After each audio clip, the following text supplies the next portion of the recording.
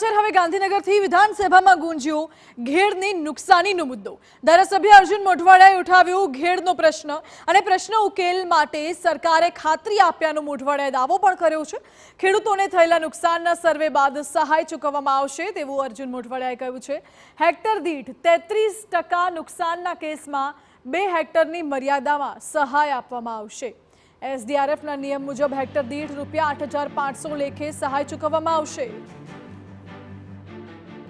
આજે માનनीय कृषि मंत्रीश्रीए अमने खातरी आपी है कि 1 हेक्टर दीठ जे खेतरनी अंदर 33% करता वधारे नुकसान थयुं छे एमां 1 हेक्टर दीठ जे एसडीआरएफना 8,500 રૂપિયાનું ધોરણ છે એ પ્રમાણે 2 હેક્ટરની મર્યાદાની અંદર ખેડૂતોને સહાય કરવામાં આવશે અને આમાં એસડીઆરએફના ધોરણો કરતાં પણ થોડી વધારે સહાય કરવી પડે તો એ બાબતે પણ રાજ્ય સરકારે અહીંયા અમને આશ્વાસન આપ્યું છે।